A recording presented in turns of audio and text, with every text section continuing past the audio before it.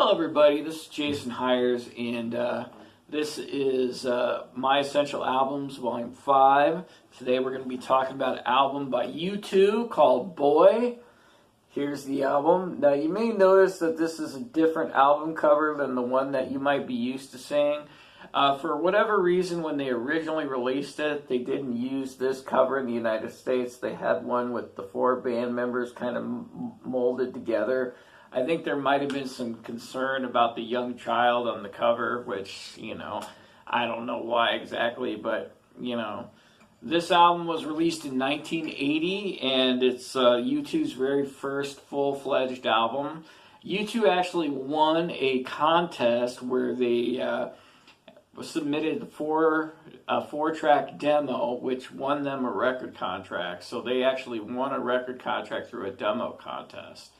And so this is a great album. It's produced by Steve Lillywhite, who isn't always the primary producer for U2 albums, but is always in the mix. He usually comes in later in the process to kind of listen to it as it's finalized. But he is a very big part of the U2 team when it comes to recording albums. The very first song on the album, and kind of one that establishes U2 right off the bat in terms of what they do and their sound, is I Will Follow.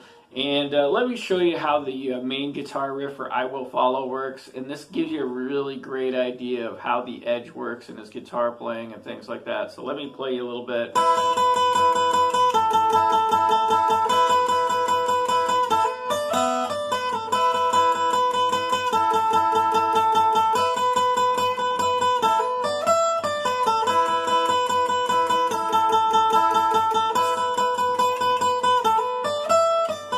Now, I'm slightly out of tune, but you get the idea.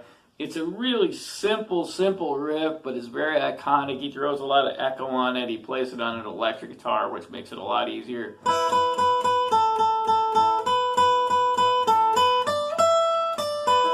But it really is the essence of what the Edge does.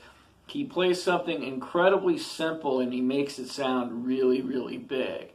That's kind of like the hallmark of his guitar style, and a lot of it is he uses some really good effects, and he uses a repeating echo sound. And you got a great bass line from Adam Clayton. You got Bono, who's a great vocalist. Bono on Boy isn't quite fully established as a voice yet, but he is definitely getting in the neighborhood of what he's doing. Now, as you progress through this album, there's a really great medley of songs. It runs from a song called On Cot Dob into a song called Into the Heart, and then finally into a song called Stories for Boys.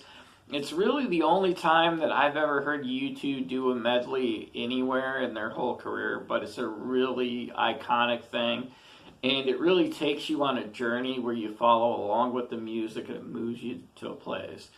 Now, there's a lot of great songs in the album. Kind of one of the all-time great sleeper songs for U2 on this album is a song called Another Time, Another Place.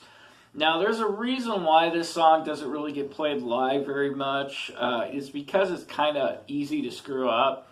And Edge uses a lot of what we call harmonics, which is you hit the strings and you sort of get the strings to ring by sort of lightly holding down. I'll give you an example.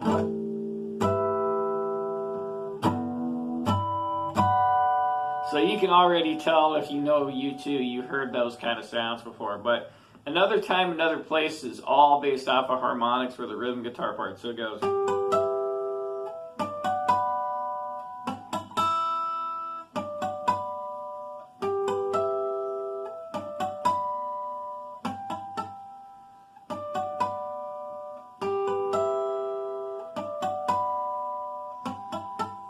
And you can see I'm having trouble getting this harmonic to ring, which probably is partially the guitar, but is also me having a flawed technique.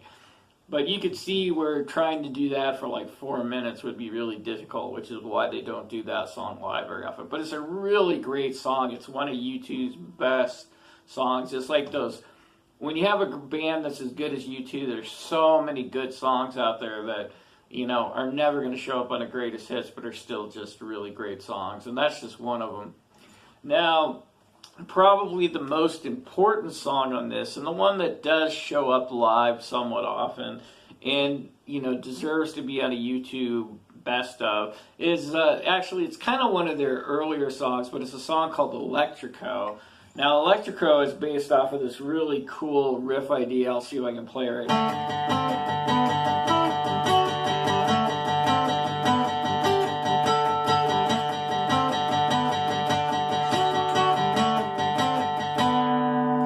And so it's just this really cool guitar part. You notice he's got the droning going on.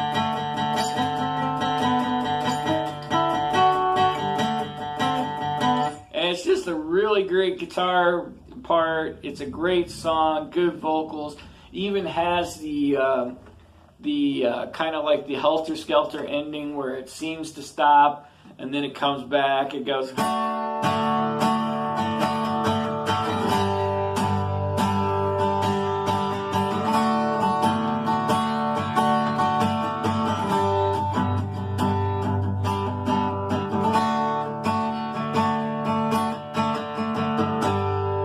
Seems to kind of like fade out, but then it comes back and it gets loud again and it goes back up again to this. No.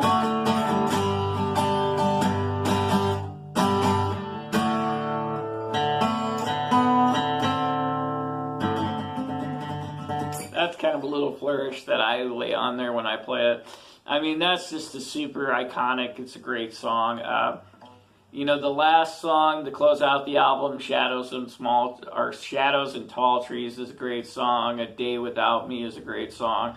And this album is just chock full of great songs. It's 5 out of 5 stars. It's it may not be U2's best album, but it's definitely top 5. So definitely give it a whirl and listen to it and enjoy it, because it's definitely worth checking out.